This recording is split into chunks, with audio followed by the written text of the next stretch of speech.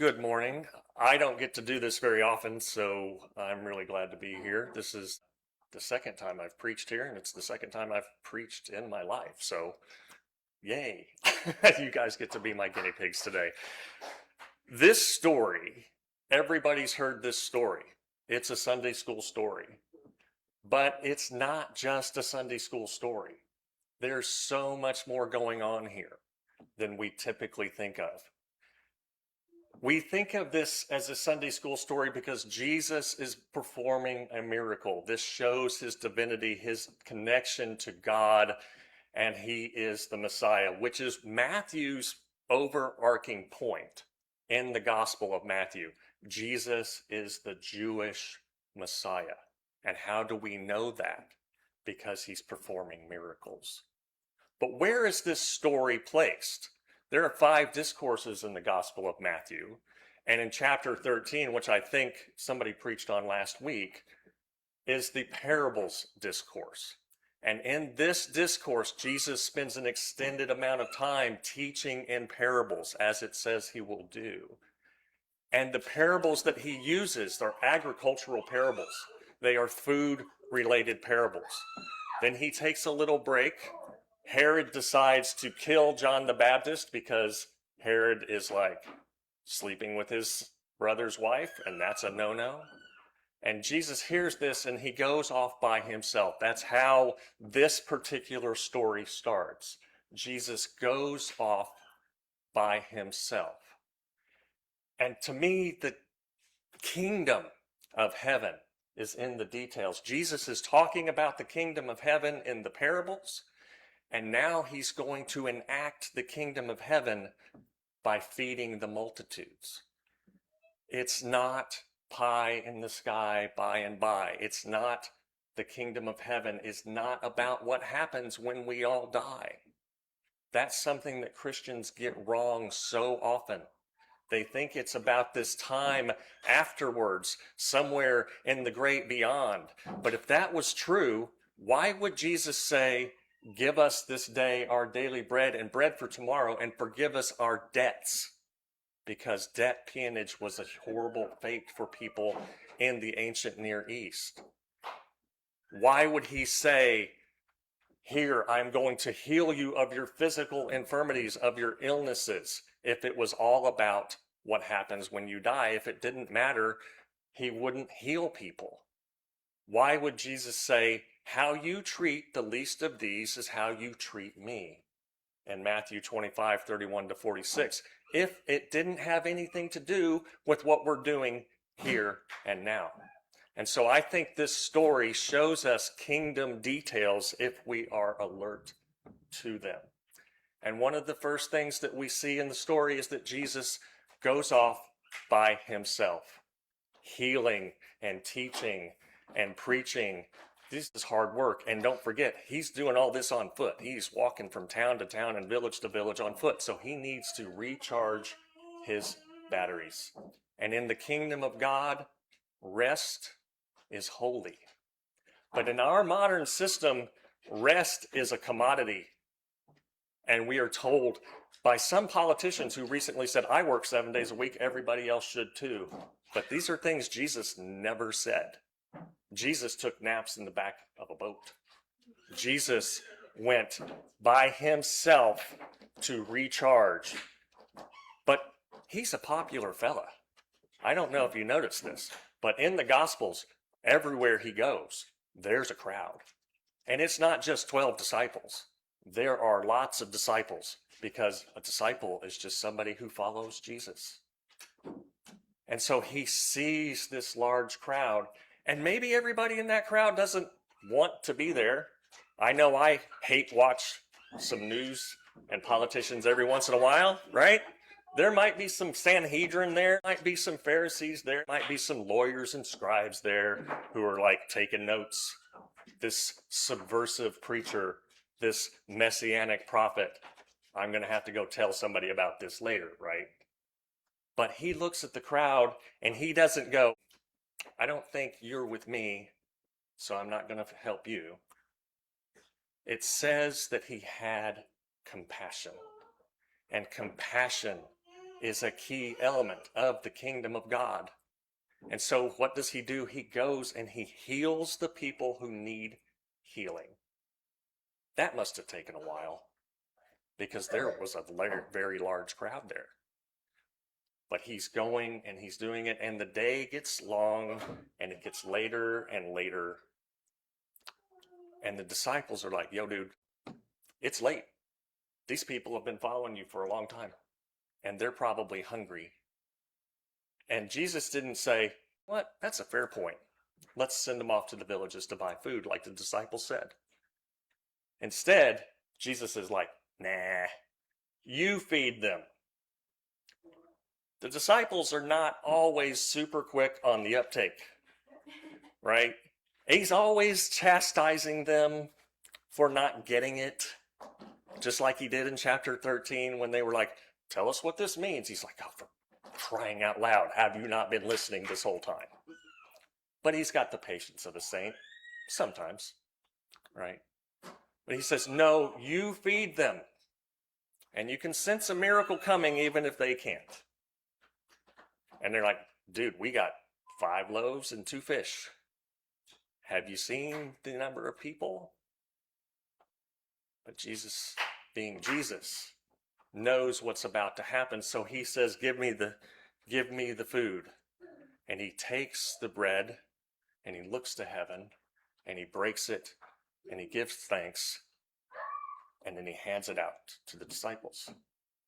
And this, to me, tells me that gratitude and ritual are important to the kingdom of God. The note in my NRSV Bible says that this suggests a liturgical action, this breaking, this gratitude and giving out.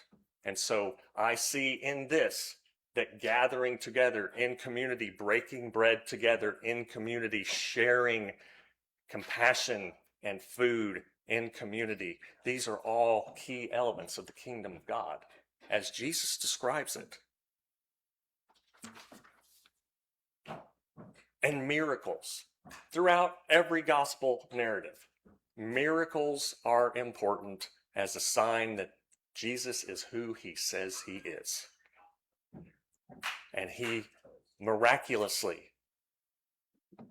multiplies the loaves and the fishes so that everybody gets to eat. I don't know this, but when Jesus is feeding people, nobody gets left out. He fed Judas right before Judas kissed him on the cheek and turned him over to the authorities. Everybody in that crowd got fed. Everybody. And there were 12 baskets left over. And Jesus prays, give us this day our daily bread and bread for tomorrow. And I think that's why there are 12 baskets left over, because when he prayed that prayer in Matthew chapter 6, he is now enacting that in Matthew chapter 14, where there is bread enough for all and nobody goes without. Women and children are only mentioned in this gospel. This is one of only 2 miracles that is in all 4 gospels. The feeding of the multitudes, and then shortly thereafter when Jesus walks on the water, which I've never done. I've tried it, but it didn't work for me. But in Matthew's gospel, whoever wrote Matthew, we don't know. We just call it Matthew out of convenience and tradition. But whoever wrote it seems to me that they wanted to make the point that women and children who were often overlooked in that society, in that time and place, are integral to the kingdom of God. Biblical scholar A.J. Levine, who is a Jewish New Testament scholar, says that this bread, this invoking of the bread, is important because it shows the work that women do to make the bread happen. It is women who mill the flour and knead the flour and bake the bread. And children in that society, by the time they were about that age, were producing more work for their family household economy than they were taking up in calories. So children were likely part of this process too. But to me, this isn't just about gendered work, because you can't just look at this particular story. You have to look at the totality of the Gospels, in which Jesus sees over and over and over again the humanity of women in a time and place when their humanity was not always seen. He looks at the Pharisee and says, "Do you see this woman? Do you see her humanity?" Yes. And this time and place, he is teaching these women, these thousands upon thousands of women. And he's not just doing that so that they'll hear it and think, "Cool story, bro." No, he's preparing them to go out and share the good news. Because if it's not good news for the poor, if it's not good news for the marginalized, it's not good news. And you can't have that good news shared if you're not letting the women do it too. So I see this as a kingdom detail, that women and children are integral to the kingdom of God. So what do we make out of this today? I was recently watching an episode of Tucci in Italy on Hulu, because Stanley Tucci's probably the coolest guy in the world. And travel and food are pretty interesting things to me. And he's talking to a chef, and she says, "I want to make people happy, because people are happy when they eat. Food is happiness, don't you think?" Because when I was a kid, I went to bed hungry sometimes, because we didn't always have stuff in the refrigerator to eat. So I know what that gnawing is like, and that unhappy feeling of going to bed without adequate nourishment. Jesus, I think he put a great deal of store on feeding people here and now on earth. And I think we should too. He fed them. He didn't say, if you get hungry, oh well, you might die, but then you get to go to heaven. Hooray, everybody wins. No, that's not how it works. Right? He fed the people.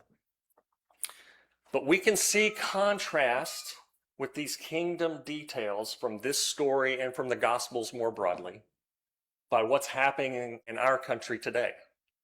I don't know if you've seen, but lately, performative Christians are getting on airplanes and preaching, quote unquote, a very myopic form of the gospel. And one of them, a woman named Whitney Lynn, says, "I love a captive audience." This is a thing that Jesus never said. He said, if people don't want to hear you, shake the dust off your feet. This is performative Christianity of the kind that Jesus said in Matthew 6. Don't do this, because what you're doing is doing it to be seen, and there is your reward. So these airplane evangelists are getting it wrong. They are saying, I am going to dominate this situation, and you have to deal with it. And Jesus' teaching says, you will not be like the Gentiles who lord it over others. You will come to serve. And there's no service to the kingdom by having a captive audience on an airplane, being forced to listen to your nonsense. We have a Southern Baptist Speaker of the House named Mike Johnson, who very famously quipped that if you want to know what he thinks politically, just read the Bible. Very convenient thing for him to say, but then out of the other side of his mouth, he says that the free market should be what determines who gets health care. I don't remember Jesus going through that crowd of maybe 50,000, as Amy Jill Levine said. It shouldn't be the feeding of the 5,000, it should be the 50,000 with all those women and children, which makes the scope of the miracle that much bigger. Hey, I see that you've got an illness and affliction. Let me see your HMO card. Do you have the copay? Do you have the money? No. He looked with compassion and he healed. He didn't even think money should be a barrier to being fed, apparently, in this story. But Brooke Rollins does. The Secretary of Agriculture at the United States Department of Agriculture is a Christian nationalist. And instead of focusing on her job, which is to ensure that American agriculture keeps people fed, she's hosting Christo-fascist worship services in government buildings in full violation of the First Amendment, because Christian nationalists think that we're here to dominate and force people. But again, that doesn't look anything like Jesus. So out of one side of her mouth, she's praising Jesus in a government building, and out of the other side of her mouth, she's cutting 4.3 million people off of food stamps because of fraud. But research has shown that only 1% of the people that were kicked off had inadvertently or fraudulently been on food stamps. I don't remember Jesus saying, you can be fed only if you have money. I don't remember Jesus saying, you can be healed if you have money. I was hungry and you cut my food stamps. I was sick and you took away my health care. These are not signs of the kingdom at all. And yet that's what we see. These are the actions of Christo-fascists who want to dominate others without the inconvenience of living out the narrow way teachings of Jesus Christ. And those are two radically different things. Because compassion and coming together in community, even if the people are not like you, is a radically different thing than forcing people to do your version of a Jesus fan club that doesn't look like Jesus. As my friend John says, if you are a Rolling Stones cover band and all you sing are Nickelback songs, it might be time to change your name to something else. And these Christo-fascists are not even doing the fan clubbing right. So what do we make of this story? I don't know about you, but I cannot multiply loaves and fishes. And I definitely don't have a miracle worker on speed dial on my phone to call up and say, yo, there are hungry people here. Let's feed them. Jesus does the miracles, but he also provided the template of what we can do to live into the kingdom.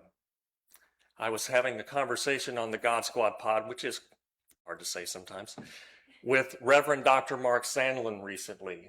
He is a pastor down in North Carolina, and he has a much bigger social media following than I do, but I'm not jealous even a little bit. And he said during our conversation that the kingdom of God is a present possibility, not a future promise. And it floored me. And I was like, wow, nobody's ever said that before. And it changes the whole dynamic of what we think about when Jesus says the kingdom of God or the kingdom of heaven, as he does it throughout Matthew. So what can we do? Well, he told us what to do. We can love our neighbors as ourselves. We can rest and recharge because rest is holy. The Sabbath is for man, not man for the Sabbath. We can love our neighbors as ourselves in the voting booth. We can let the golden rule, which he said is the entirety of his Bible. This is the law and the prophets. In everything that you do, do others as you would have them do to you.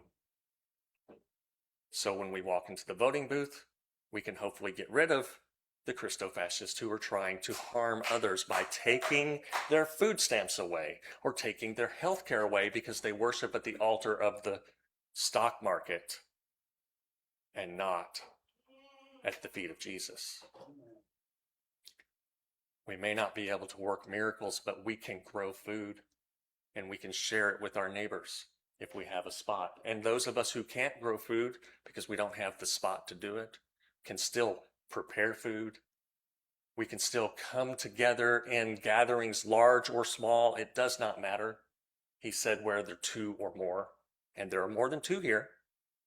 So here he is with us today. We can engage in meaningful ritual and experiencing the divine and sharing community and love with one another. And if we do that, the kingdom of God is here. It is now. Peace be with you.